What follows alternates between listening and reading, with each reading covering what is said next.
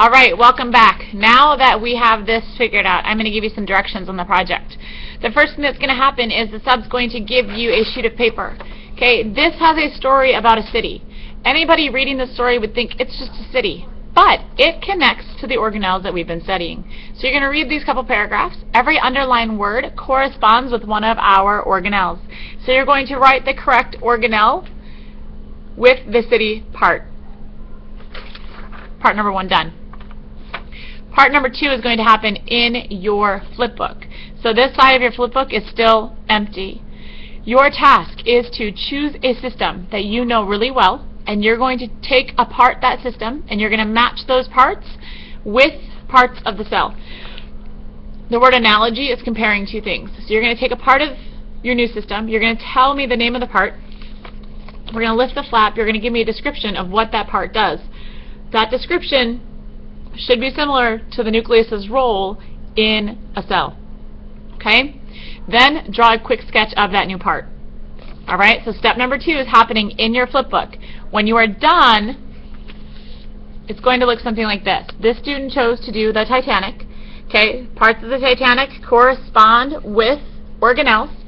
Here he did the ribosomes as chefs. He opens it up and tells me that chefs make food for everyone, and he drew a quick sketch of that chef. Alright, part number 2, flipbook, match those parts, you're done. Now, what kinds of systems can you use? Some examples could be things that you're familiar with, your house, school, a mall, it could be a company, it could be, I've had people do Walmart. Hi, Miss Denton. Hi. Other kids have done UPS. You could do, hi. There's other ideas. The sub has a list of ideas if you're stuck, okay? But please, please, please pick something that you know that you can explain and match those organelles with, okay? Now, part number 3 is taking that information and putting it into a choice project. On the back of your assignments, there is a list of ideas. Okay, you're going to take the information from your flipbook and you're going to put it on a poster, you're going to make a PowerPoint, you can create a song. I had kids in the past take a shoebox and they cut a hole in the shoebox, and when you look in, there's kind of a model of what that new system is. But it's your visual, it's your way of showing the class what system you chose. So, some examples that I have. Posters. This student did the Seattle Seahawks organization, the whole franchise. You can see the brightly colored pictures that represent the different parts.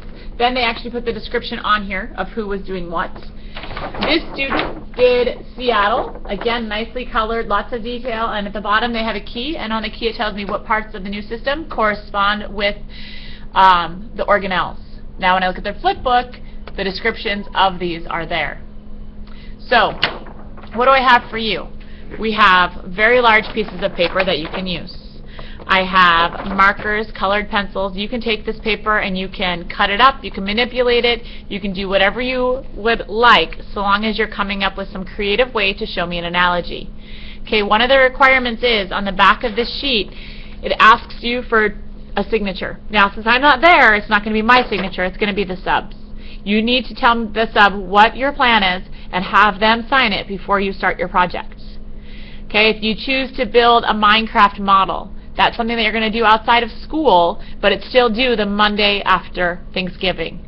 Okay, you can choose to use the things that I have or bring some things to home, from home to school. You have today and tomorrow to work on this project. Now, how are you being assessed? Okay, there's a couple different things. I want to make sure that the part of your new system connects to the organelles. Do they match appropriately? And I'm going to assess that by looking at your description. Okay, and then did you make a final choice project representing all those different parts? Good luck. I am super excited to see all these wonderful projects you come up with. If you have any questions, ask the sub, Miss Denton, or else Mr. Holland's a really good resource also. Okay, see you in a couple days.